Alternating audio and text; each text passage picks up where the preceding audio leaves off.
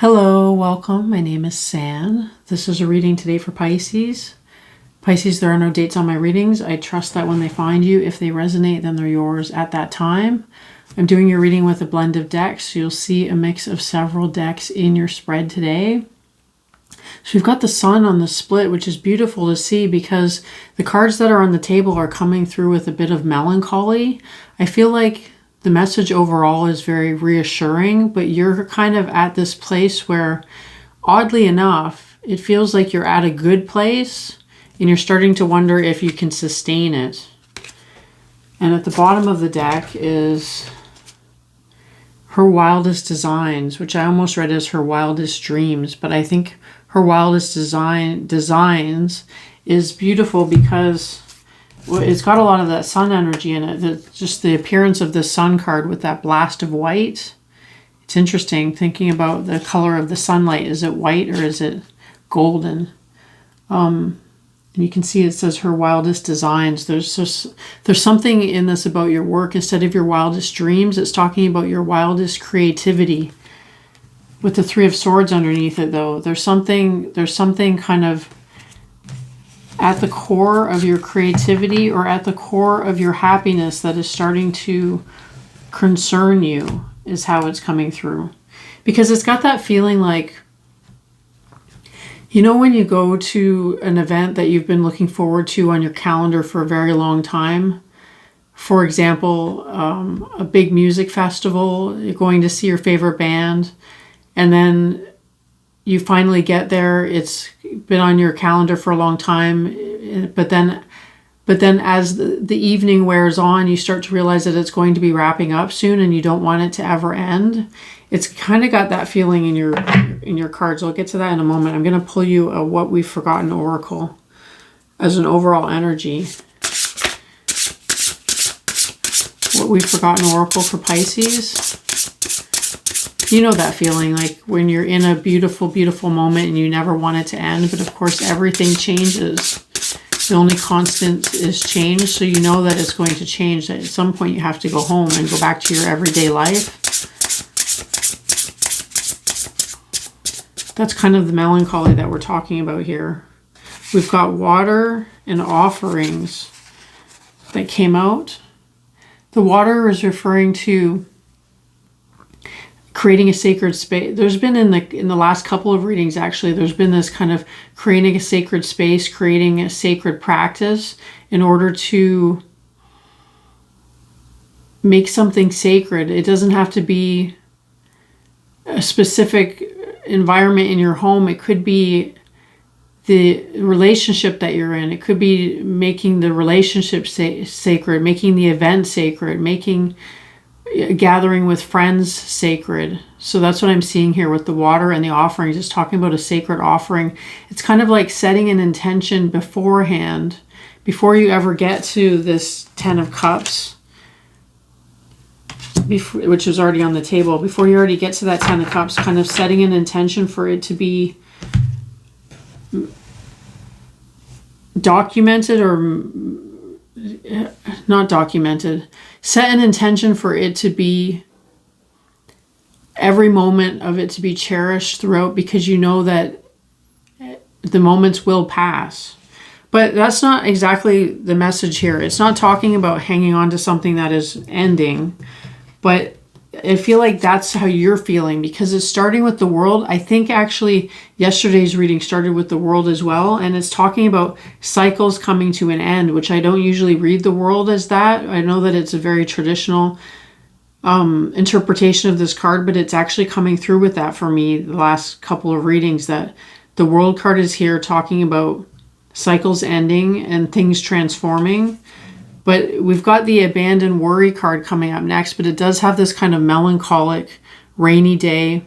But it isn't a rainy day. See, that's what I mean. It's bursting through. The rainy day is kind of down on her side of the equation, but it's bursting through to this bright.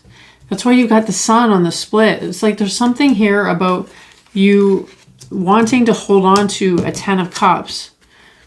The Ten of Cups is a beautiful, beautiful energy, but the thing about the Ten of Cups is the fact that it's a 10, and 10s are at the end of the cycle where they're going to flip into something new. But that doesn't mean that the beautiful moment that you're cherishing with this loved one or whatever the situation is that you're attempting to hold on to, it's like a holding on to something, never wanting to lose it, but feeling like it's getting close to that point because it's at a 10. It's like at a crescendo where things can't expand anymore. But there's something really fascinating about this because it's almost something like you're experiencing it, Pisces, as a 10 of Cups, because it's been something that you've been looking forward to, or it's like you're experiencing something you've always wanted to experience, and now there's a fear of it waning. But that doesn't mean that it's going to wane, at least not for a time. It's not a brief encounter, because there's something about these next cards that tells me that your idea of it being the 10 of Cups is not completely accurate. Because we've got the Keys on Trees card coming next, along with her favorite things. And this was giving me this message about remembering your favorite things or your favorite moments. It's like you've had past, you're basing it on past experiences. You're basing this feeling of it's going to slip away, it's going to get away from me, or it's going to pass too soon because we're already at the highest possible point.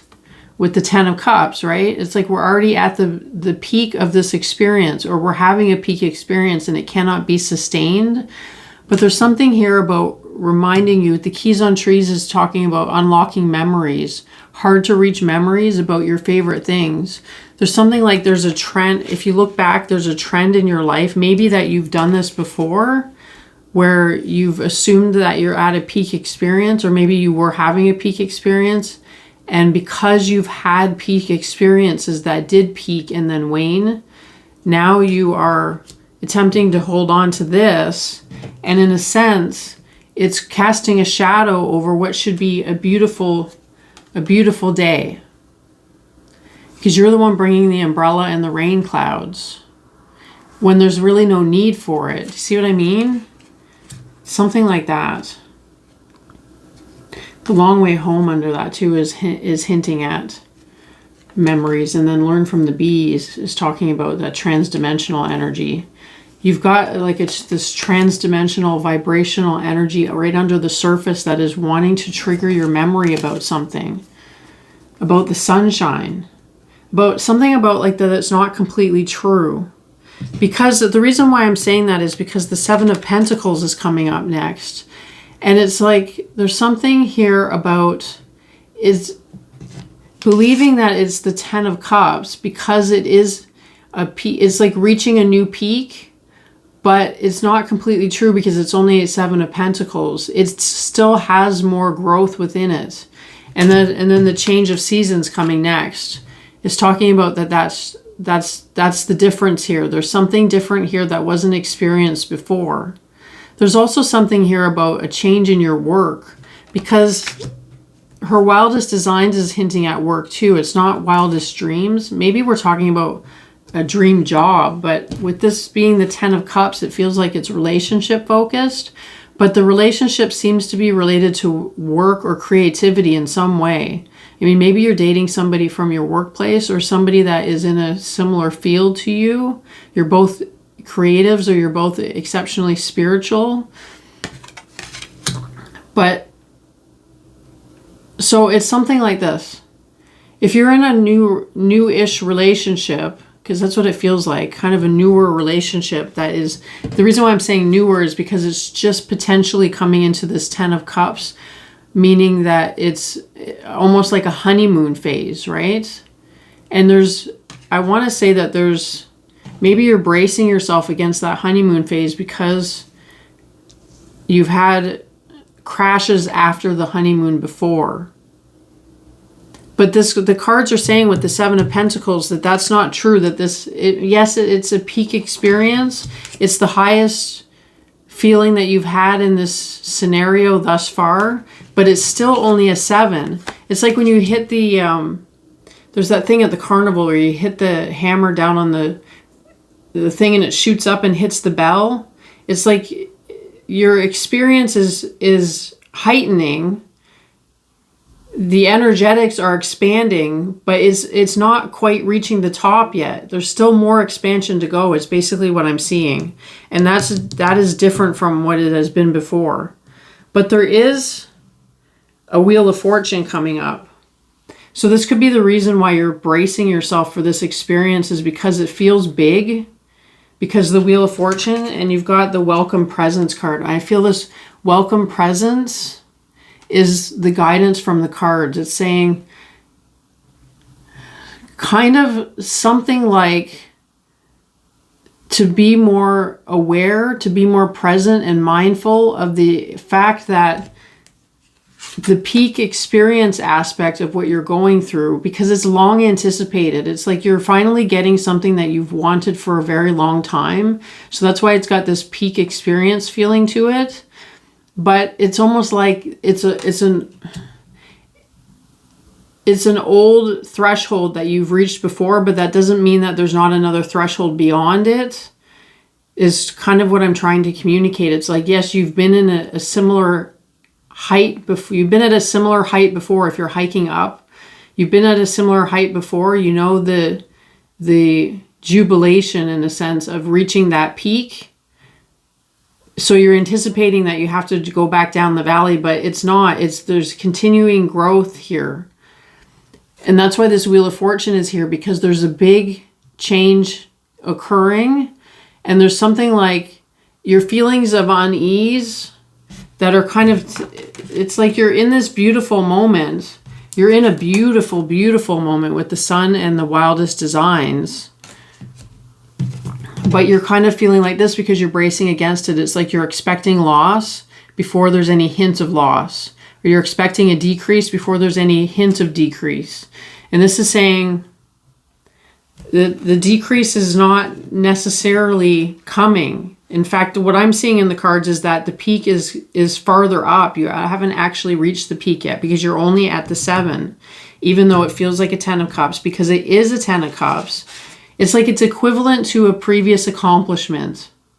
So it has the same kind of high vibe, celebratory, cherishing energies to it, but it's not the true peak of this experience. Does that make sense?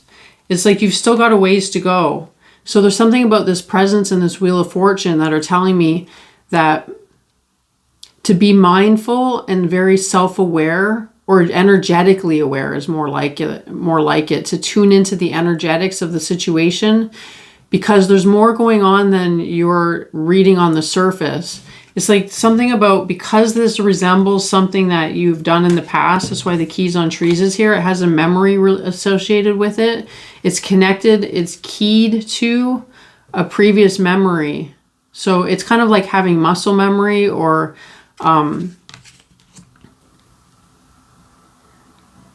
I wanted to say something like PTSD, but that has such a negative connotation. But there can be maybe some PTSD type of bracing, like an anticipated bracing against a fall, because you know that a peak comes right before the fall.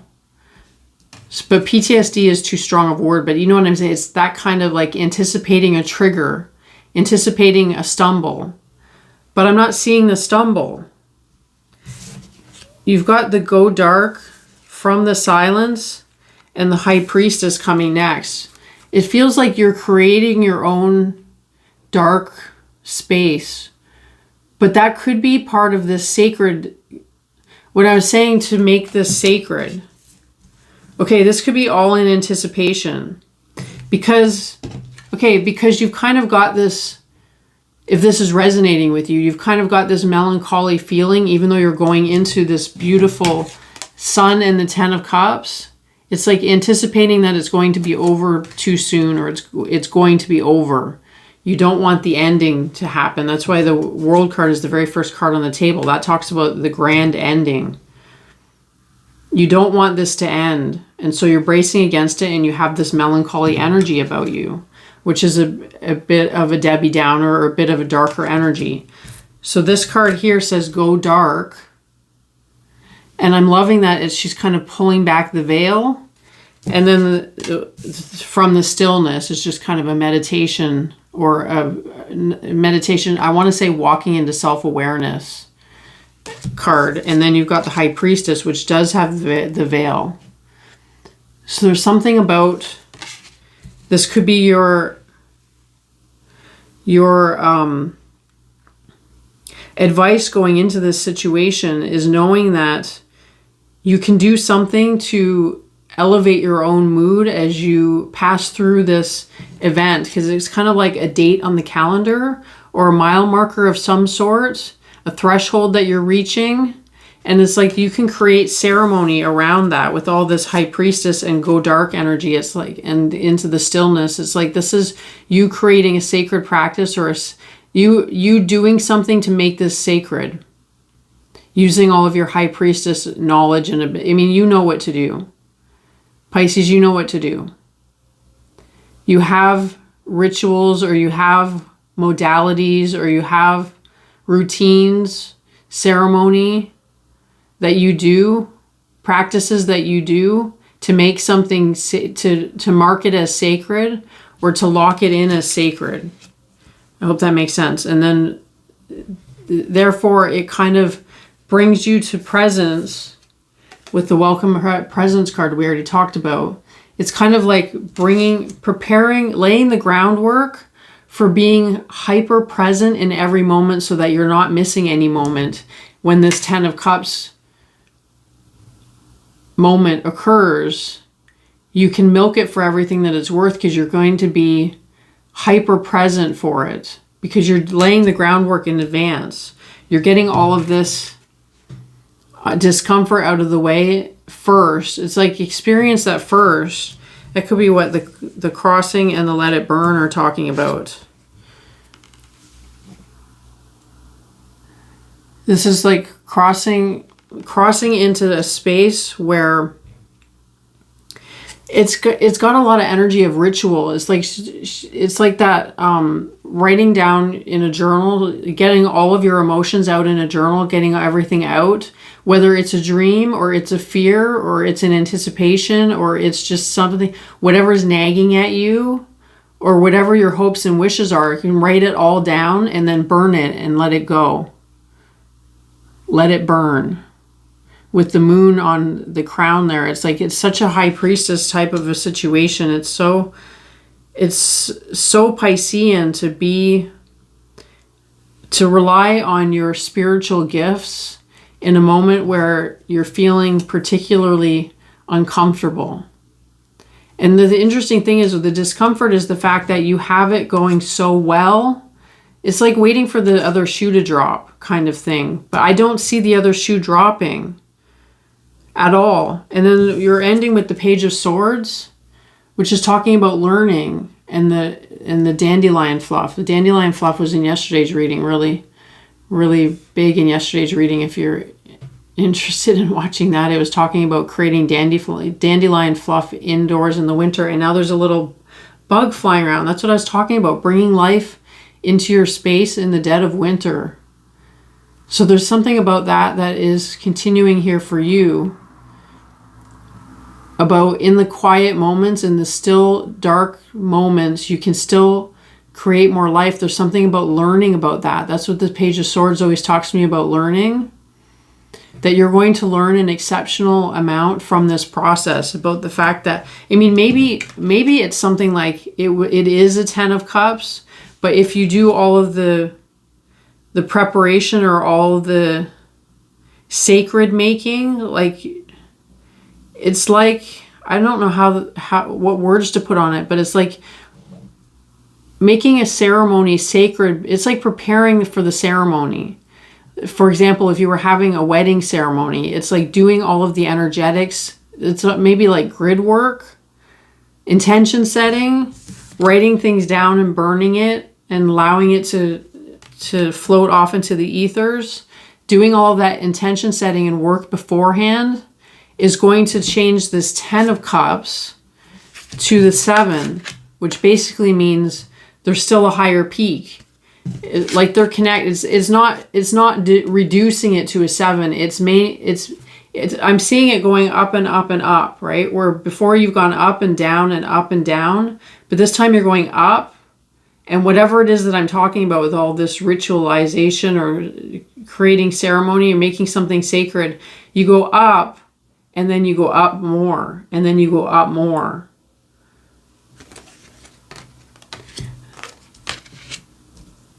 And I mean, I'm like hesitant to say that there wouldn't be a descent, but maybe it's more of a leveling off and then an up and then a leveling and then an up. So there's a constant gain, a constant growth rather than an up and down kind of a situation.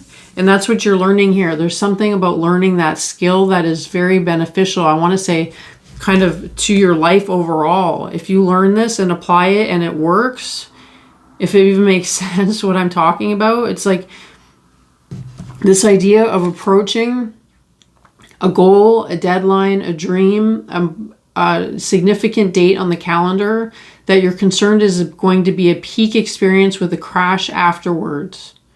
So I was talking about peaks and crashes, peaks and valleys, and the way to maybe level that out a little bit and guarantee that it's an upward climb rather than a roller coaster ride is to do this kind of sacred work in anticipation, leading into, and then maybe during, because there's all this presence, this idea of being present, so that you continue that sacred work, that being present in the moment that you're enjoying your 10 of Cups, you know, at the event, at the celebration, at the ceremony, if it's a wedding ceremony, for example.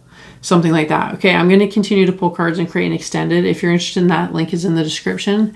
And if not, I will see you next time, Pisces. Thanks, bye.